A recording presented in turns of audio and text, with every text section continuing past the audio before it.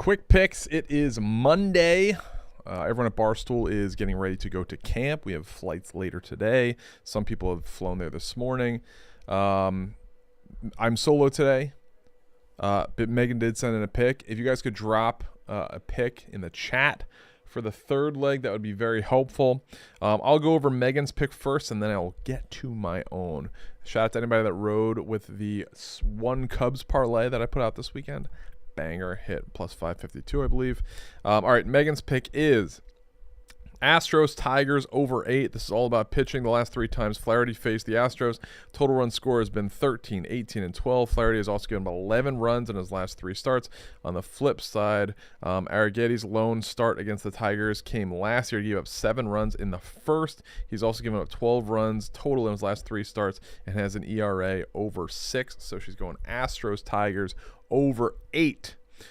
For me, I am actually, this is a prop that I don't usually love to play, but today I feel like it makes too much sense.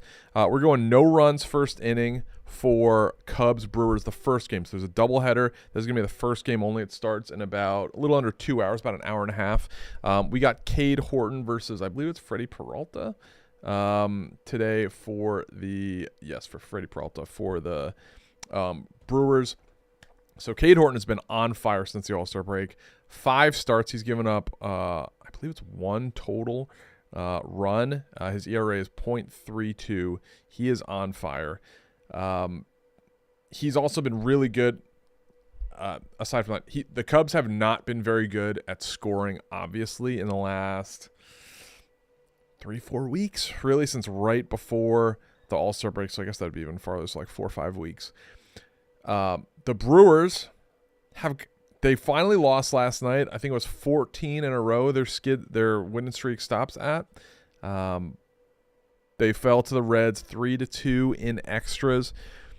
They've gotten behind in a lot of these games, and I called it out, I believe it was last Monday, like start live betting the Brewers because they don't lose games, but they do find themselves trailing fairly often. They're obviously a very resilient team. Couldn't get it done last night. But what I like in this prop is like they don't score a lot early. They haven't scored a run in the first inning since August 12th. So give me under half a run in the first inning. So no runs in the first inning for Cubs Brewers the first leg. They are playing 2 games tonight. We definitely want the game with Cade Horton, who has been completely nails in the past like 2 months. So give me no runs first inning for Brewers Cubs the first game. Owen, do we have a chat play yet for the third leg of this parlay? So chat is giving us game 1 Brewers Cubs over. Interesting. So over 8, that's going to juice the parlay quite a bit to plus 648. So no runs in the first inning, but over 8. I tell you what, the Cubs scoring runs has been like pulling teeth the past couple weeks. Hey, I hope this happens. The Brewers have been pretty hot scoring runs, so let's go with this.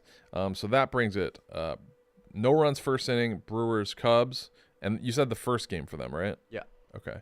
And then no runs in the first inning of that game, and then also Astros versus Tigers over 8. So let's put that in the betting group right now. That's at plus 648. Odds I very much like. Ooh, actually, is there a boost today? 5-leggers. Okay. No boost, but I still feel good about this. It is in the betting group.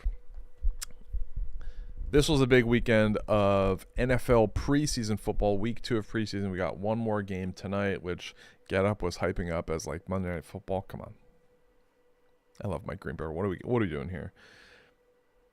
The starters are pretty much done. We're not going to see it. Like Caleb Williams looked really good last night in his 2 drives.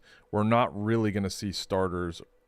I don't know if in any scenario in week 3 there is going to be like the natural bye between that the ending of preseason and the regular season.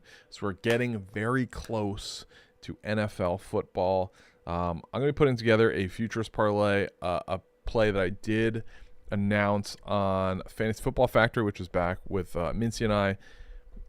Bryce Young, over 18.5 touchdown passes. This guy had 7 touchdown passes in his final 3 games. He really, really looked good once he came back from the benching.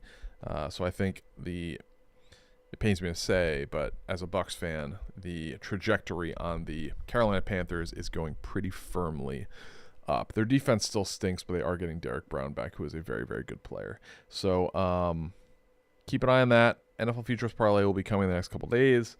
And this is our play for tonight. One more time. It is Brewers Cubs, the first game. They're playing a doubleheader tonight. No runs in the first inning. Over 8 for the game, and then over 8 for Astros Tigers. That comes in at plus 648. I have to do some Yak stuff before the show starts. Stay tuned for Yak. Danny Conrad changed his flight around. He's going to be on the show today. He was originally planning on going to basically being in the air now and then flying to upstate Wisconsin, which is like 5 hours away. We changed all that. A guy fornicates on camera for the most part. Not really. Behind closed doors. We got to hear from him. He lost his virginity. Congrats to Danny Conrad on no longer being a virgin. And we'll talk about that on the Yak in about 18, 19 minutes. So stay tuned for that. We'll see you then. This has been Quick Picks. See you from camp this week. Actually, maybe not. We might not be doing quick picks due to resource stuff. We're doing a lot of stuff during the day. So it's going to be no quick picks till Friday.